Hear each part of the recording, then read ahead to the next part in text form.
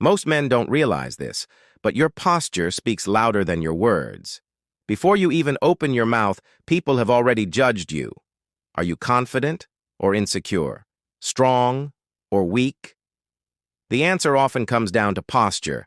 When you slouch, shoulders forward, head down, you instantly signal low energy, low confidence, and low status. But when you stand tall, shoulders back, chest slightly out, chin level, you radiate authority without saying a single word. Here's the truth. Posture isn't just about looks. It directly affects your mind.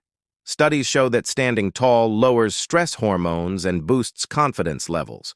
In other words, your body tells your brain how to feel. So, how do you fix it? Start small.